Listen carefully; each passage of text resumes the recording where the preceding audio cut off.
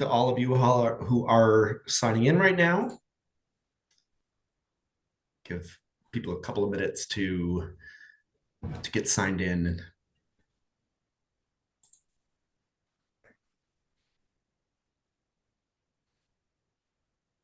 And we won't wait too long, Katie, because I mean, we're recording this and we'll share it out later. So for the folks that are here, should we just get going? Yeah, let's do it. Right. He says that and then forgets how to share his screen.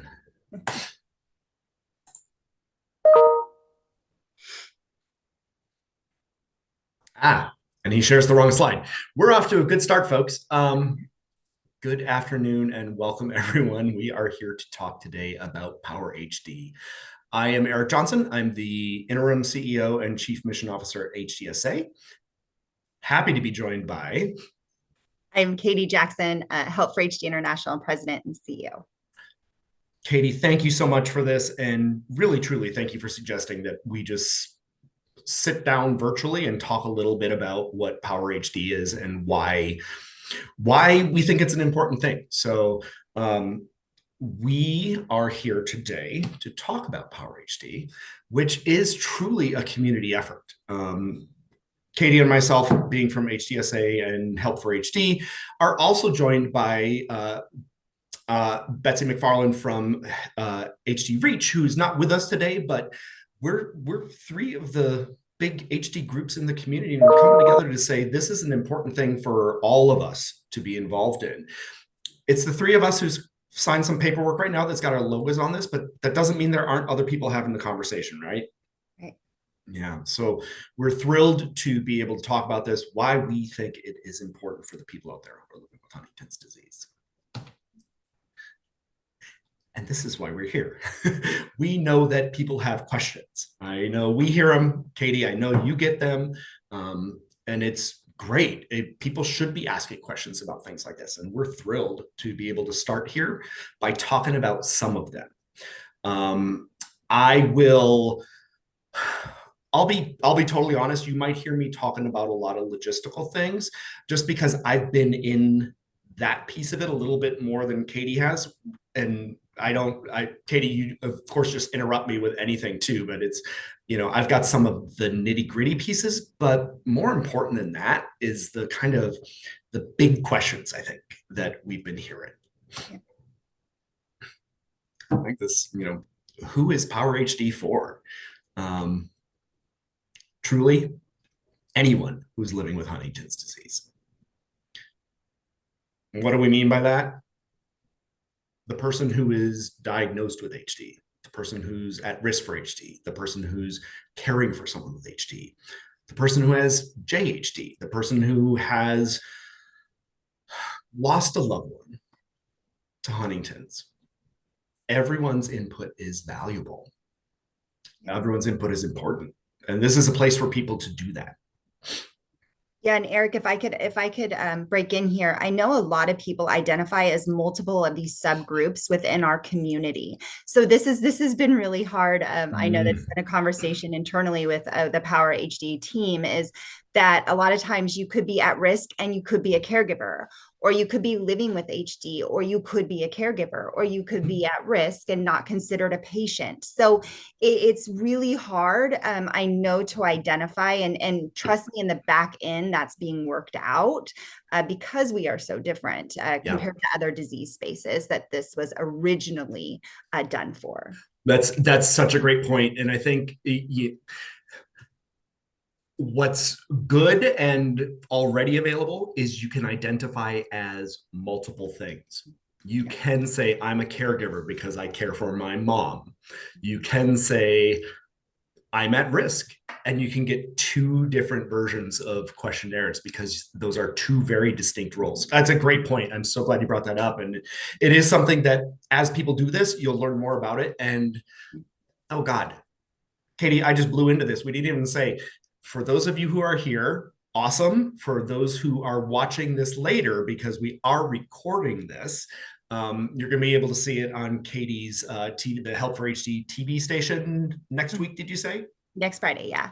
Awesome. So you'll be able to see if it's too much for you to absorb right now, or you're going to share it with family and friends, check out the Help for HD TV station next Friday, and then we'll also put it up on the HDSA YouTube channel.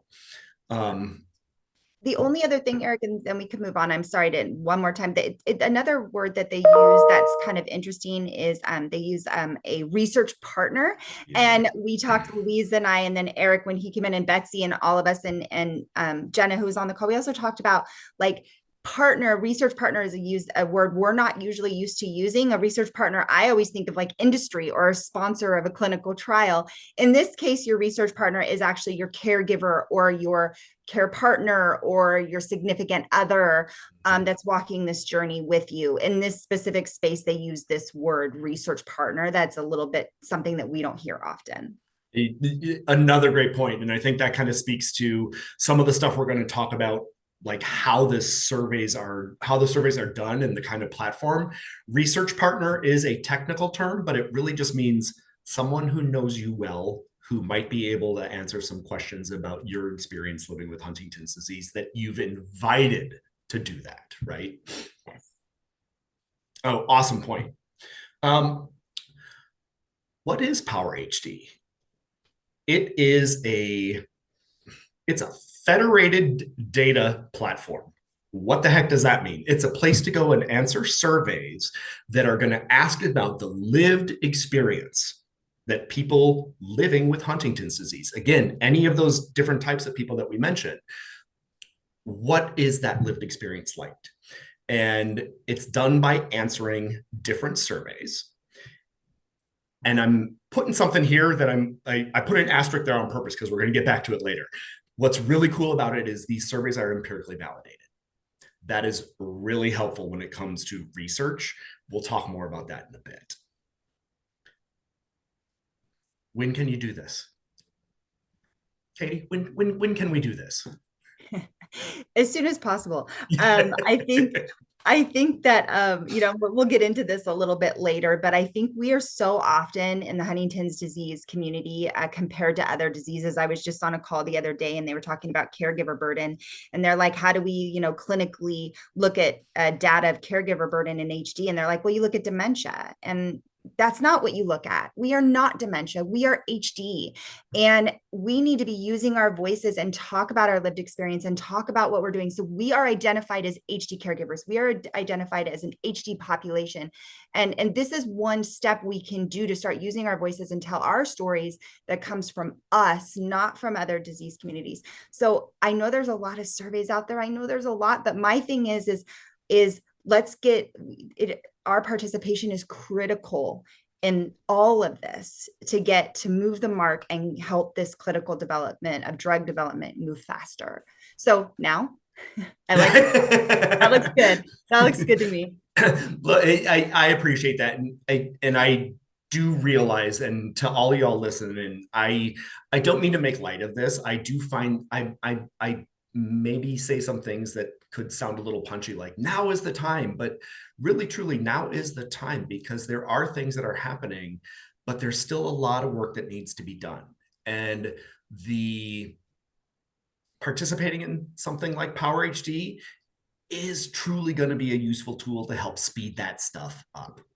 I may be getting ahead of us a little bit. Now is the time to sign up. You can do it right now, but then when do you fill out the surveys? When it works best for you, right? This isn't like going to a research visit that you have to go to the clinic. And there might be people who are watching this who have never, ever gone to a clinic before, right? Like this is something you can do from home after the kids go to sleep. You can do this if you live in, California like Katie and I do. If you're not stuck in traffic because you're not working on your computer or your phone when you're in traffic. Sorry, that was a really bad example that I was about to share, but you can do this if you're like waiting in line at the bank, or you're in between meetings or something. You can fill out a 10-minute survey. Do it when it works for you. That's right. And also, a lot of, like Arik said, a lot of people haven't been in clinical trials and haven't been into the clinic. And it's so isolating being at home, and you want to help and you want to do something. So many of us as caregivers sit at home and we I used to watch Golden Girls with my husband. For some reason, he loved Golden Girls. I don't know why. Um, I could have been filling this out then, right? And I spent a lot of time at home as a caregiver, and a lot of time wanting to do something. And this is another something that we can do, and make a difference, as being very isolated caregivers. Oh, thank you for sharing that, because I think that is a really important piece, right? A lot of people want to do something, but don't necessarily have access to it. Can't leave their loved one, right? It's so true. And if there are times where you can do something, I love that your husband was watching the Golden Girls. Or like, I could be doing surveys instead of watching this show, Yes. which you should have just enjoyed the Golden Girls because it's classic. This is true. You can do it when it works for you. Right. Where can you do it? Anywhere that you're on a computer and have access to the internet. We've already kind of said this, and Katie, you made this point really well, which is from the comfort of your own home when you've got the time and space to do it. If you live in an area that you don't have Wi-Fi, or you don't have like, dial-up modem or whatever way we connect, or Ethernet or anything like that, if you go to a public library that has computers available, you can log in there. I know people are concerned about data safety, and that's something that we'll touch on. But the reality is, wherever you are able to connect, wherever you are able to sit at a computer or your iPad, and if you're that kind of person that does stuff on your phone, great. But being able to sit comfortably where you can sign on at a time that works for you. The why part. I mean, Katie, again, this is why you said why you suggested this, right? Like, why are we doing this? It's so interesting, and I know that I don't want to go out on tangents, because I always say, like, when I speak publicly, I'm like Alice in Wonderland, and I go down rabbit holes, and I don't want to do that today. But I remember when I started advocating for HD. I'm going on 19 years. And we were talking about Dynabomb, and we were talking about fish oil and CoQ10 enzyme and creatine. And these are things mostly you could buy in the grocery store. And now we're talking about things like gene therapy, disease modifying therapies, CRISPR, slicing, all these different amazing new technologies that are coming, and people are looking at HD. And we need to be research ready. We need to be research ready. And I think we have so many great things to enroll, what that has given us over the years, and all these different natural history studies that we do have out there, but there are gaps and there are things missing. And so, we need to be research ready for when the FDA comes and they have something in front of them and they have questions about everything from caregiver burden to risk versus benefit. What are we willing to endure as a community? What are we willing to endure as a caregiver? What are we willing to endure as your body? We don't want them guessing. We want that verbiage to be ours. And how we can do that is we can participate in these kind of things. So we make sure our voice is heard, not from people guessing, but from us who know. I love that. And it is so important that the people who are living with Huntington's disease are the ones who are saying, this is what matters. Yeah. This is what is important to me. And this is what we want to see happen. And surveys like this, while maybe not getting at those things exactly, are going to measure things like, am I experiencing benefits in this area, right? Like, whenever you go to a doctor's office and you say, I take these drugs, then you answer another questionnaire that says, how do I feel about my movements, my mood, or the way that I'm thinking, right? Is it better, worse, or about the same kind of things? That's overly simplistic, but by answering these questionnaires on an ongoing and regular basis, when you're living with something that is ongoing, like Huntington's disease, what we hope to see over time is getting this bigger picture that helps inform the people that are developing drugs, like Katie was talking about, and the agencies that are required to approve them so that they get to the people that need them, right? And so having the person with HD's voice heard, but also their data available, because whenever we're talking science, research, approvals, they all are basically like, show me the numbers, show me the data. And this takes the person's lived experience, their story, and captures it in a way that you can basically look at you're not really just looking at a spreadsheet, but you look at the results and you can compare it and you can look at it against other things and you can look at it as outcomes and things like that. So data is key, right? So this Data. is something that will help things move forward. Yeah. And I think that with this technology advancing at such fast speeds, a lot of times there's so many surveys out there, and Arik and I know that, there's super important ones out there. We know Enroll has surveys. We know, HSG is doing surveys. We know Mm-hmm. HDYO has their series surveys. We just did a risk and benefit survey at Help for HD. We know HDSA is doing this very important survey for the PFDD. Like we know there's so many out there. We never know what regulatory agencies are going to ask, right? Because it's forever evolving, like the technology and like the research and like the drug development. Even their thought process is evolving. They're starting to talk about caregiver burden. We've never heard them talk about that before. So like I say, we have to be research ready. So no, a lot of these surveys you're taking may not make sense to you. Like, what is this going to mean in the future? Maybe nothing, but maybe it's going to be the key stuff that we need to push this research across the finish line. It, love that point, because so often we find ourselves kind of scrambling to catch up to things. And this is a way to actually add to what's already been done. Katie's mentioned Enroll. We've talked about that, and I hope a lot of you know what that is. But I mean, that is a massive data set, and it's awesome and super useful. But Enroll is data that is collected. It's what we call clinician reported outcomes. So you see the doctor asks you questions, you answer the doctor assesses you, the doctor provides their information. The surveys that you will do when you join Power HD are what we call PROs, or patient reported outcomes. There's no one between you and the survey. That answer is yours. This is what I'm experiencing. This is what I'm thinking. And we also know that sometimes people answer things differently when they're sitting at home on their couch than when they're in the doctor's office, right? So it's an opportunity for 100%. people. Yeah. 100%. Oh, I mean, who hasn't gone to the doctor's office and said, I'm fine, right? Yeah. Like we're there because we're not fine usually, but it gives people a chance to answer themselves without any, I don't want to say interference, that's the wrong word, but anything between them and what turns into the data. So it's the individual's perspective, which can actually eventually be compared to that kind of data that's collected from Enroll and other studies, so that you can have the clinician reported, the patient reported. And Katie brought up the research partner, which is someone who is seeing the patient.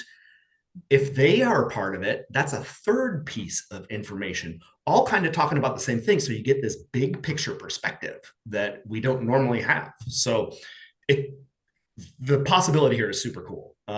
Yeah. And I love what you said about in the clinic too, because when I said 100%, I mean, when I would go into the clinic visits with my husband and we would see the doctor, like I felt like I had to go so fast, even like during our research studies and stuff. I felt like I was like missing stuff, and I would leave and I'd go, oh, shoot, I should have said that. Or I didn't think about that long enough. And so this gives you time, like, like we're saying, these times could be short that you're taking the survey, or you can really like think about your answer and say, wait, how do I really feel about that? Or how does my loved one, how do I think my loved one feels? And then and let them take their time about how they feel. And you're not rushed, and you don't have people looking at you, which we often do as HD families, waiting for that answer. And it's kind of, like, I love the comfort of your own home. Oh my God. And Katie, I like what you just said too, right? Like if you are someone who is your partner has HD, or if you're a caregiver for someone with HD, and that person with HD is like, hey, I want to fill out these surveys by myself, let them. Don't Oh stare yeah. over their shoulder, because they might answer something different just when they're like, I get to think about this and I get to answer this and I get to give my very real answer here, which is Absolutely. cool. Yeah, my husband he knew exactly. And I would overpower him, and I would, as caregivers, we're very overpowering, and that's okay. I mean, we know we are, but And he would say stuff and I was like, that was so brilliant. Like he was so in tune with so many things I didn't give him credit for. And it really is his body, his journey. And he had the right to answer a lot of those things that I was trying to overstep him in.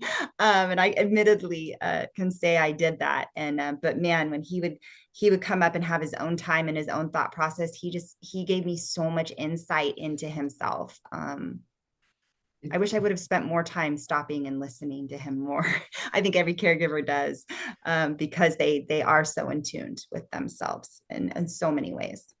I appreciate you sharing, your experience and that message, because I think it is something that when you are caring for someone, when you are going to that appointment, you're trying to get everything done as efficiently as possible. Yeah. I want to make sure that everything is known. The beauty of participating in something like this is you don't have that pressure of time. You don't just have an hour appointment. I don't think I know we didn't mention this, but if you're doing a survey and you have to stop in the middle of it, it's going to save it. And so you can come back and finish it later. Some of them have like time limits on it, but you'll get notifications that are like, hey, you need to finish this survey by, a week from now or something like that. Yeah. But if you need to stop, it's okay. If you want to stop, that's always okay too, right? Like this is always voluntary. None of this is required. We want you all to do it. We want you to do all the surveys, like Katie was saying, but we also recognize that you got to take care of you and yours. We want you to participate in this because we all want things to change. Going back to the how, sign up. This QR code that you've seen floating at the bottom of the screen, if you've got a smartphone or an iPad or a tablet and you can take a picture of it, you can link directly to the landing page where you can start signing up. You can sign up and create an account. You can start the consent process. We'll get into that in a little bit more, but it is as simple as that. If you don't have a smartphone handy, or you're kind of like, I don't like QR codes, we'll show you some other ways too. If you get to the landing page right now, please note that there's a lot of HDSA pictures on it, and that's going to change because, like we said, this is a whole community event.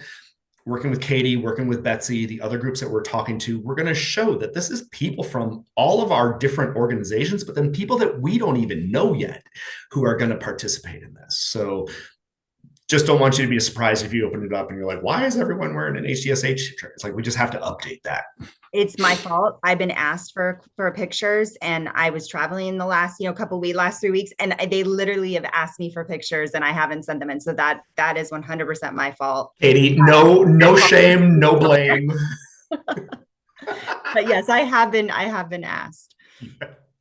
It's what I think. What I'm going to say that Katie just said is, this is a building process, right? We are growing this. We are making it bigger. We're coming together to say, let's all get involved in this. You're seeing me and Katie talking right now, but hopefully this is the last time you're going to see me and Katie talking about it. And then you're going to see other people talking about it. And we'll have opportunities to get more in depth on certain things of this. Today's really just the why we want you to do it and some of the basic stuff, okay? So hopefully you had time to scan that QR code. Let's go on to the next screen. Getting started is kind of as simple as 1, 2, 3. How's that? I feel like such a nerd when I say it, but it really is that simple, right? Scan the QR code or take a look at this website that's up there. That is the landing site for the HD specific platform or the HD specific page on the RareX platform. I'll tell you a little bit more about what RareX is in just a little bit, but right now, just know that that's how you get there. Once you're there, you just create an account. Here's my username. Here's my password. Here's some basic information that allows you to get set up that eventually goes away because all you're going to be is some data after this. Once you've set up an account, the second step is to do the consent process. This takes a little bit more time because there are a lot of things that you're going to be asked. Are you willing to do X? Are you willing to do Y? Are you willing to do Z? And some people are going to say, oh my God, that's just too much. But I think this is a super important part of the process because you get to choose what you share. You get to choose how what you share gets shared. Your data, you, the person who's entering these questionnaires, you have power over what your data does. Again, this is kind of like if you've ever gone into a study, and Katie, I know you all know this from, if you go in for a study, you go through this whole consent process. Like, here's the things to be aware of and to be thinking about. And it's super important to do because that way you know what you're getting into, but you can also refer back to it later on too, because some people are just like, yeah, I'll sign my name on the bottom and let's go. But we want you to be aware that you have that power. Um, Once you're done with that, start taking the surveys. And the beauty of this system is you will get email notifications saying, hey, there's a survey for you to complete. Or if you started one and you had to pause, you'll get a reminder saying, hey, there's a survey for you to finish. As the platform grows, and it's going to, there's a lot of stuff that's happening behind the scenes, you'll get more notifications. As you participate longer, you might get different surveys just because we know that HD changes over time. So you might get some different surveys over time too. And the surveys you get, and we were saying this earlier, it depends on how you identify yourself. And you could be identified as multiples, right? Like, I'm a person living with HD, I'm a caregiver for someone with HD, and I lost someone who had HD. You could fill out 3 different profiles and you would get notifications on each. It's really hard to mix those things up because they're like different tabs on a dashboard. So that piece, once you're in, you'll see that. We won't get into it too in depth today because we'll have someone else talk about that later. Those are the kinds of things that are really helped managed by the system. If you need help, Katie, I'm gonna guess because I just know you that you're like, if people have questions, just get in touch with me. And the same thing, get in touch with me. But if you've got specific questions about what's happening when you go onto the system or go into the system or onto the platform, the good news is that RareX provides help. They will answer technical questions. They will answer questions that might come up, like when you're in the middle of a survey and you're like, wait, what is this? You can either get in touch with them by phone or by email. And they've got someone specifically who will answer questions that people who are completing the surveys, who are signing up, who are doing the consent form might have. So by all means, Katie and I aren't, maybe you are, Katie. I am not a tech expert. I will not be able to help you with some of that stuff. But a lot of the kind of programmatic things and things specific to answering the questionnaires, you can get directly in touch with the RareX team. And then stay tuned for more because, like we've been saying, this is just the first time we're talking about this with y'all, right? There's going to be more that comes out, and we'll do it in different ways, right? It won't always just be like this long kind of lecture thing that we're doing right now. And I'm going to try to wrap that up real quick and we'll move on to the question piece. But also just to say, we're listening. And when we hear things from you all, it might be as simple as saying, oh, we'll do a 5-minute video about how to create your login, or talking about, stay tuned for the end of 2024. This kind of thing is going to be coming, right? Like, so we'll make sure that we keep sharing that info, but you'll also always get those updates through the system itself. All right. So that's how you can get help with it. Of course, you can always go back to this QR code and sign up. I've seen a couple of people who said they signed up. That's awesome. Let's get to some questions. And we're going to ask you guys to ask us questions. And some of you are already putting them in the Q&A. I don't think I mentioned that at the top too. I'm so sorry, a half an hour in. If you've got questions, you can put them in the Q&A at any time. We are watching it. We will answer it. But then we'll also, go to a point where we're like, just fire away, folks. But we started by putting some questions together that both Katie and I have been asked before, and we've heard from other people in the community. So we wanted to put those out in front of you all first because I'm thinking they're pretty common ones, right? So how are these surveys going to help research? Katie, you touched on this before. Do you want to say anything on that? Yeah, and I think one thing I think that's really important that you said that I'm going to back up is you said you may receive like surveys that are very similar because things are changing and and you're updating. And I think that is like we've seen that with like all this news coming out with, Wave and Unicure and Generation HU2 and all these things is that our perspective is kind of changing as we're learning about these different things where we wouldn't be willing to do something before. Now we may be a little bit more willing and vice versa. So I think that knowing that these are going to come in and they may change a little bit, that's good because we are going to change our minds too as we get more information about these different drugs and therapies that will be coming out. Um, I was just gonna say, love that point, and that's something we are constantly learning, right? Like in Huntington's disease, it was a big deal when we discovered the gene, right? And people were just like, all this stuff's gonna happen, and a ton of stuff has happened, but we're still in the learning process. And the more data we get, the more we can move things along. And so, providing, answering surveys, answering these surveys in Power HD, answering any other survey that you've got the time to answer provides information. Please do it. Just remember, what is cool about Power HD is it's coming from you, the individual who is completing this. This is my data. This is my info. I think one of the big things that Arik for the how does survey going to help research. I can't even tell you how many meetings I'm in, and I'll be with someone, a new sponsor coming out or looking at HD, a new researcher, and they'll ask me to come do a presentation, and I'll do a presentation, and then they'll raise their hand and they're like, wait, that's not a part of HD, and I'm like, wait, what?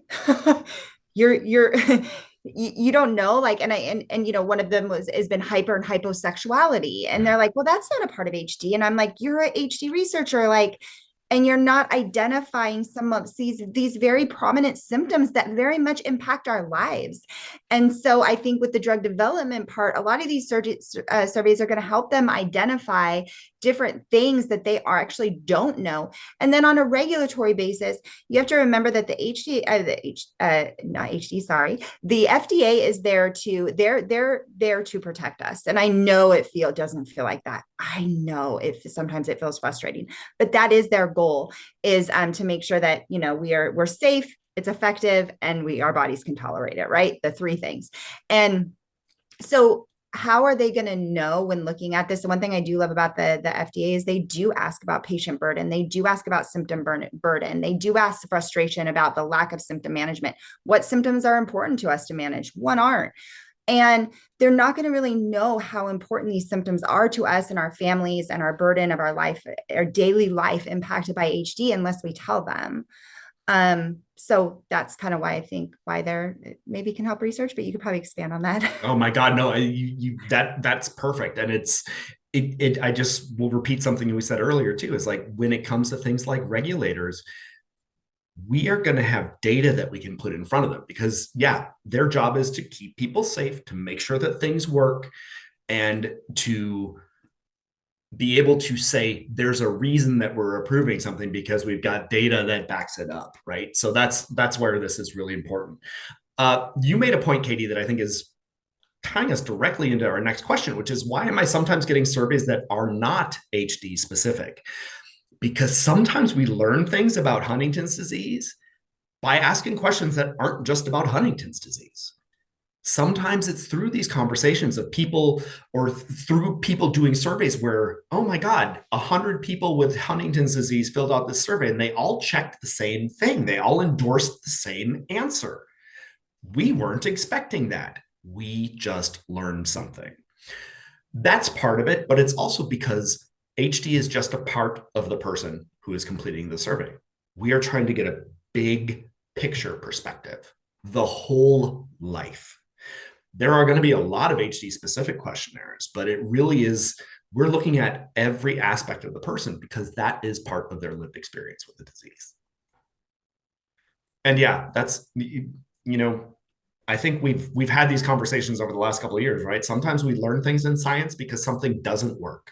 Sometimes we learn things in science because we weren't really thinking that question was important, but when everyone answers it the same way, we're going to look at it differently. So it's good to have things that aren't just HD specific.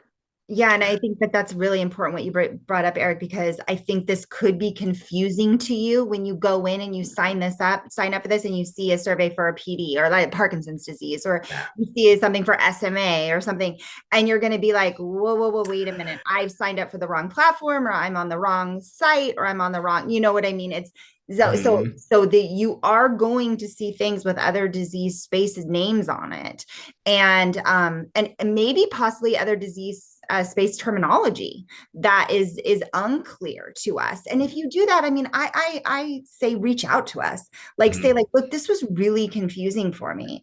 And I think that we're open to bringing that conversation back to Rare X. Absolutely. I can, and you know what? I can speak to that too, because the questionnaires that people are going to see have all been selected by expert working groups, two of which have been HD specific that have just happened in the last like 6 months, where people have come together from academia, from HD clinics, from disease groups outside of HD, from our from people in pharma who all know the disease, who say, this scale, while it might not be a specific HD scale, is validated in Huntington's disease, has been used in these other studies, and we know that the data coming from it speaks to what a person living with HD has. So that's a great point. You might open a questionnaire and go, why the heck does it say this? But just understand that these empirically validated scales, which again, this is like 2 or 3 slides from here. I will totally get to it. I Sorry. promise. No, not on you. This is just the reality of like, this is the data is important, and the data is useful because it says something that people who are doing the science, who are doing the research, can use it. Do I have to have a research partner if I participate in this? Simple answer is no, you don't. You're going to be asked if you have someone that you can identify. If you've got someone that you want to participate as that research partner, who's either a care partner, a life partner, your best friend, someone who knows you well, who can talk about your experience with Huntington's disease, that's awesome because it gives us that outsider perspective, but it's not required. It's great if you have someone, it's great if you can involve someone else in this with you, but it's not required. Anyone with HD can be in this if you've got someone that wants to participate with you and that you want to participate with you. We'd love to have them, because that's information that's not out there a whole lot, and so that will be unique to us, and really I think something that's going to be helpful, especially as we watch this data grow over time.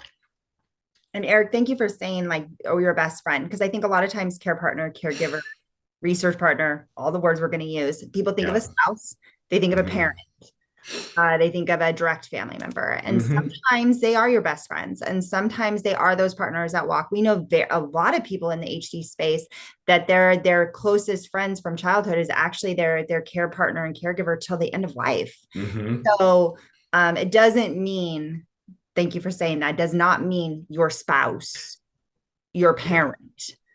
It's who you consider your partner. Yeah. Someone who knows you, that you think can speak about your experience, right? And that you're willing to have them do that. I think that's, thanks for calling it out, because it is so true. I think we often get kind of stuck in that trope of, oh, it's got to be the person I'm married to or dating. Doesn't have to be. You could be married or dating someone and still choose your best friend, right? Like, that is who's the Right. person that knows me and my experience. Right. Why am I receiving surveys for a care partner when I didn't sign up for it? Contact the Rare X team. I don't mean to say that I hear that's kind of glib, but really, truly, find out. Sometimes we accidentally check yes on a box when we don't mean to do it. Sometimes we might be getting the wires crossed in the algorithm. There's a question that came here through that said, if I'm signed up as 3 things, sometimes it gets a little confusing. And that's true. Sometimes we just need to step back and look at it and say, okay, self, did I do something? But then if we can't figure it out, that's what the help is there for. Take advantage of that help. Hey, I'm getting this survey and I don't know why. And then that team will be able to say, because you identified as this, and because you entered this on another survey, I got fed this. You got this survey got assigned to you. What if I don't want to participate anymore? You don't have to. You can always change your mind. I hope that's something that people know in any research study that they're part of. We, of course, want you to complete it because that's the only way we get information, the only way that we learn. But if you get to a point you're like, this is too much, you've got that power. You've got that choice. The consent forms are dynamic. I like that term. It just means that those consent forms, once you sign it, doesn't mean you're done. You can always go back. You can always return to it, and you can say, yeah, the way I was feeling about it when I first started, I didn't really want anyone to see my data, but now that I've done it for a while, I want the world to see my data, right? Like, you can make those changes. You can make the changes the other way too. And the way that the data is shared is also a choice that you make in the consenting process. So you can always go back and change your mind. I love this question that comes up a lot, which is we talk about de-identified data. What does that mean? It just means that the stuff that you can be identified by, your name, your social security number, your mother's maiden name, the things that anyone who's got a credit card, you've put your identifying information out there. Most everyone who's on Facebook or one of the other social platforms, guess what? You've done it too.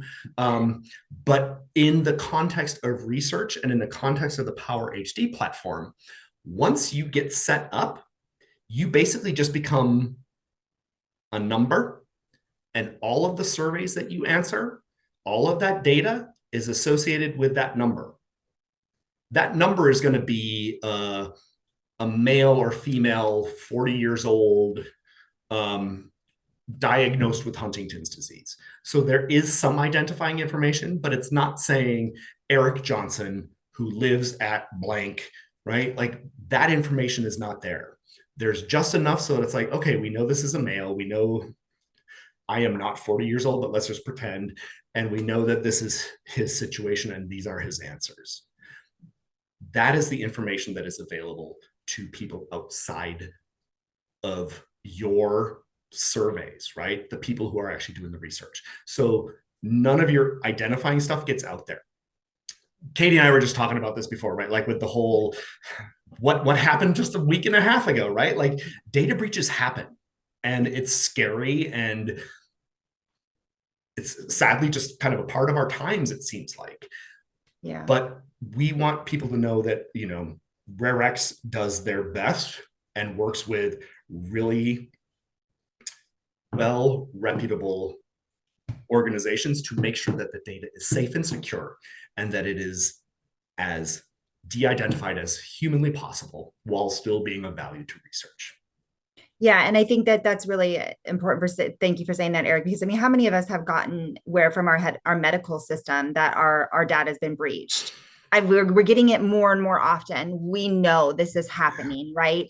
But like Arik said, we also put a lot of stuff on Facebook and Instagram, and hey, everyone knows I am not knocking social media. It's my thing. I love it. I'm on it all day long with most of you. You know that. But they have taken steps to keep this very, more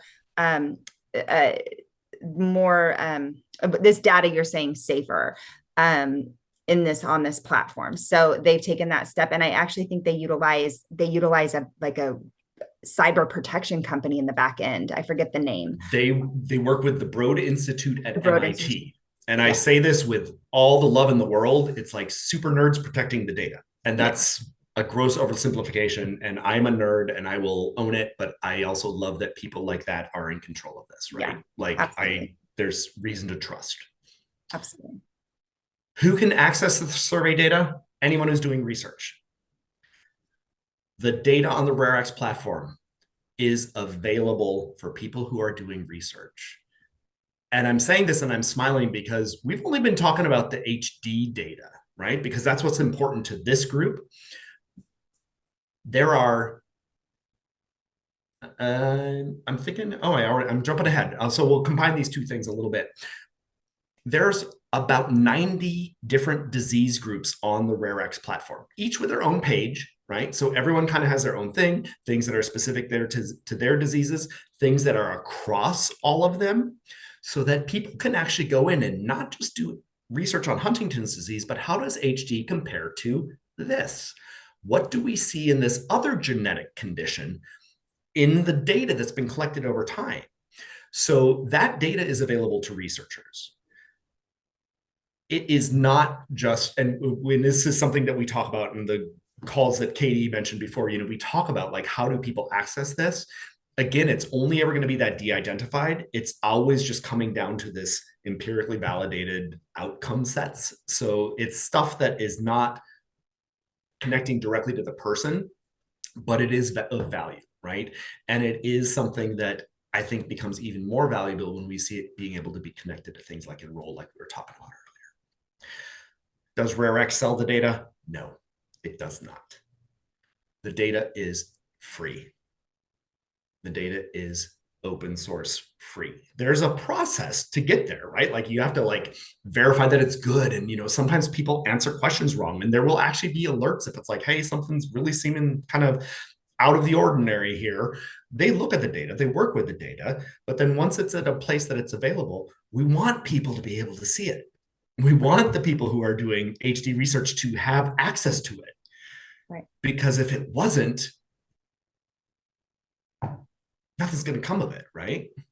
Exactly. But then on the flip note, Arik, it's like if I can't like say, hey, Arik, everyone on this call can say, hey, global, Rare X, we want all this data. You have to be a HD, researcher. You have to vet yourself. It's not like anyone can come in and get this data anytime they want. I mean, frankly, I would love someone to come in and be like, what did I just ask for? Because you're going to get a bunch of whole numbers, and you'd be like, I don't know what to do with this. Right. And that is kind of, I am joking about that, but it is going to be a process. Like if you are a person scientist, I am trying to research something. Do you have a good proposal? Put it together. Tell us how you're going to use the data. Show it to us. Maybe it's a great idea that no one's ever thought about before, right? Like those things are very real, but we expect this to be more utilized by the clinicians, the academics, right? The people who are doing research and who need this additional perspective, right? I am not going to be pulling the data because it's a lot, and I'm not sure what I will gladly look at it, and I will gladly listen to the people who know what to do with it talk about it. What's different about Power HD than all the other surveys that we want you guys to do? I think the biggest one, and this is, I was joking about empirically validated data. This is really important. Why is Power HD? Why do we want you to do Power HD? We want it to be a big single place for people to be able to come and look at and work with data that we know is telling us what it's supposed to be telling us.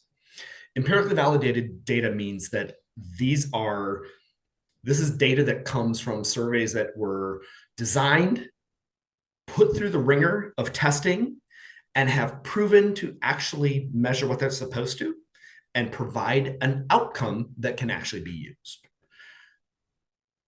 We're probably going to see measures getting developed over time, right? Because we always need new measures. But what Power HD does is use measures that are already established, already used in science, so that when we have data, someone can just come in and use it and know what they're doing with it. It's also, it's also kind of exciting because in the not too distant future, we're hoping that we can connect the data from Power HD to Enroll HD, because when you're enrolled, you get that HD ID. If we can connect the two of them together, we can look at all of that data across the line for one person without knowing who they are, but just connect it because of that unique identifying number, right? And then something that Katie said before, and I think I want to repeat as well, is as much as I want everyone who's here now and who's listening later to sign up for Power HD, I also want you to do all the other surveys too, as much as you can. All of that is going to help. All of that information is important. Someone said this, and I threw this up there. I love this. Data is knowledge. Knowledge is power. Power HD is a tool that can drive change. Data is knowledge. Data is tangible knowledge. Knowledge is power, and Power HD is going to help us make things happen. I'm not going to lie. There was a moment where Katie and I are like, oh, this will be like a 30-minute conversation. It's like, holy crap, we could talk about this like We went all 51 minutes. day. I know. So we want to turn over to some of the questions. There's been some great questions that have been coming in. I'm going to take one really quick, Katie, if you want to grab one that you think. Clarify Rare X versus Power HD. Rare X is who houses Power HD. Rare X is the platform. Rare X is a it's the research arm of the organization Global Genes. So Power HD is the HD specific study on the RareX platform.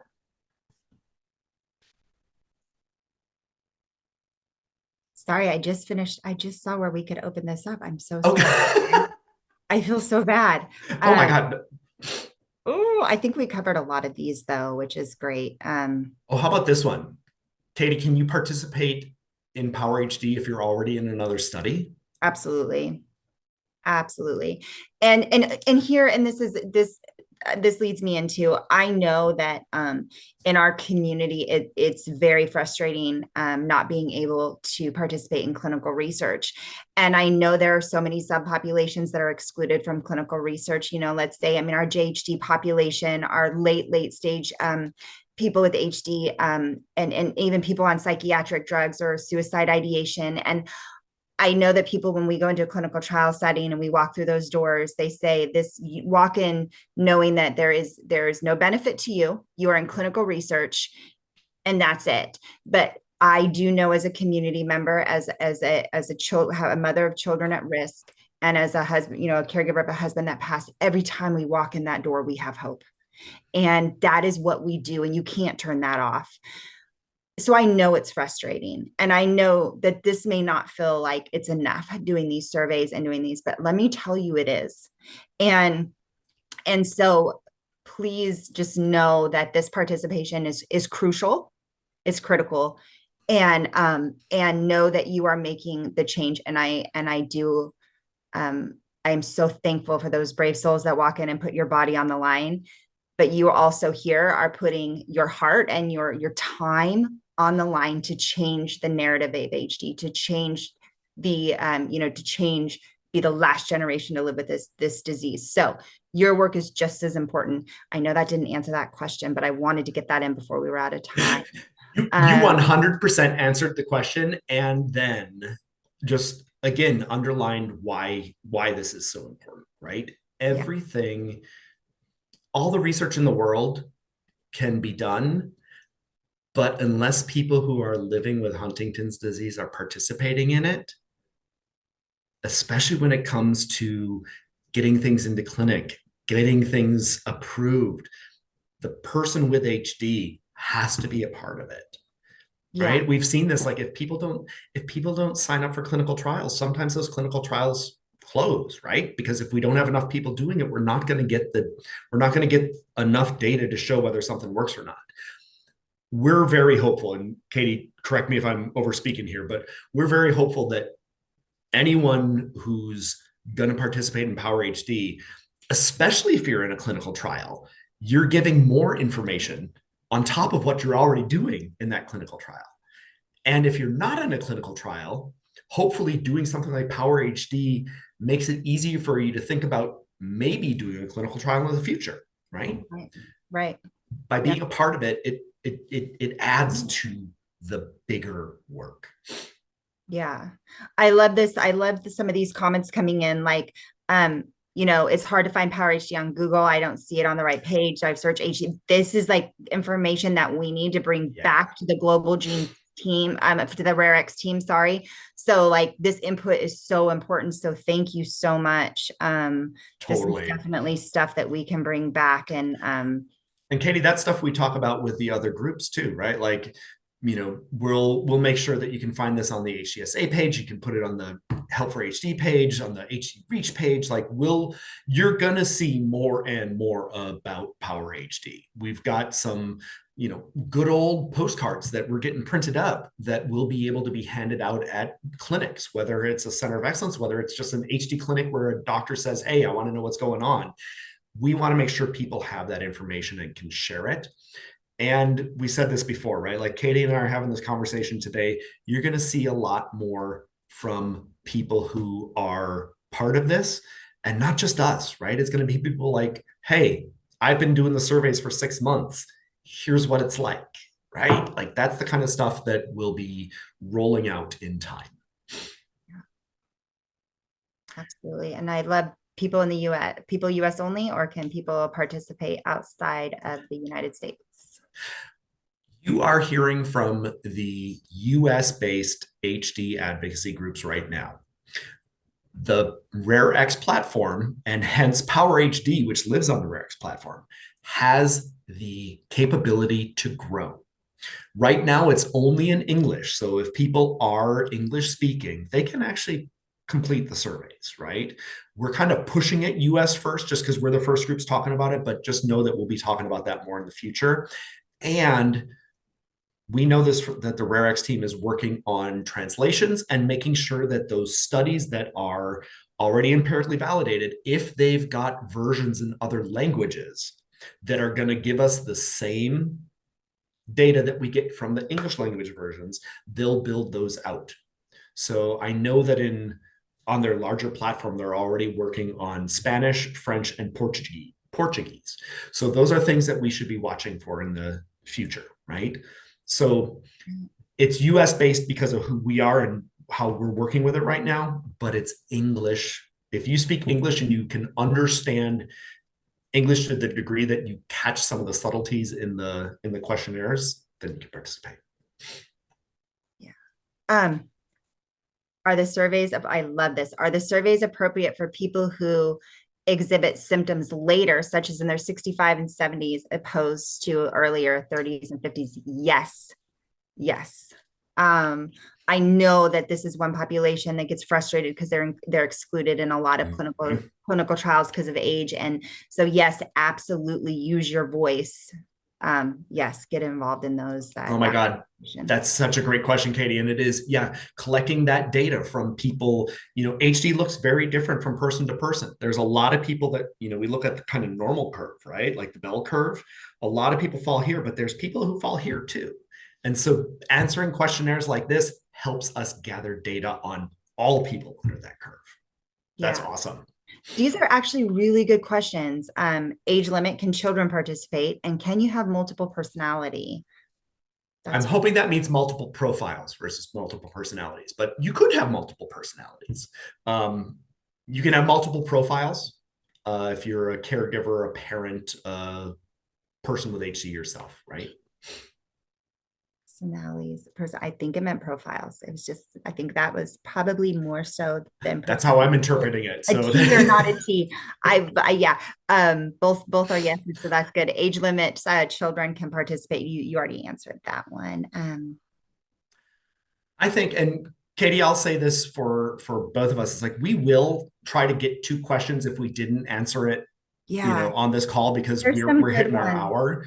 This is great. And know that there's going to be additional opportunities. We want you all to participate. We want you to encourage your friends and families to participate because the more data, the better.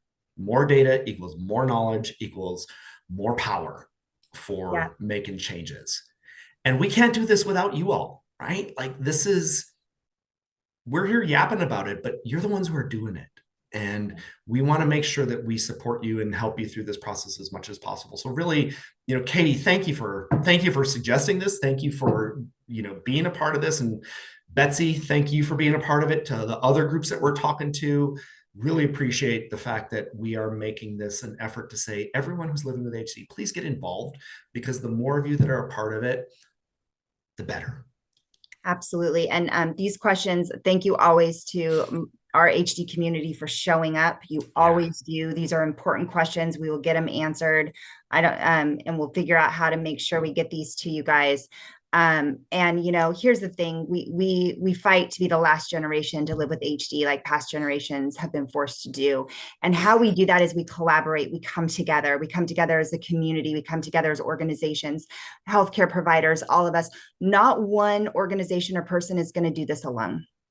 We are all going to work together to get this done for our community. And so I think that's one thing that Arik and I, when we decided to do this, to show is that we are coming together to make a difference, because our HD community is our number one priority every day and will continue to be that. So great questions, guys. Thank you so much for spending some of your afternoon and evening with Arik and I. Look forward to seeing you in the future. Yeah. Yeah. Thank you guys all so much. Awesome. Katie, thank you so much. Thank Thanks, you. everyone. Bye-bye.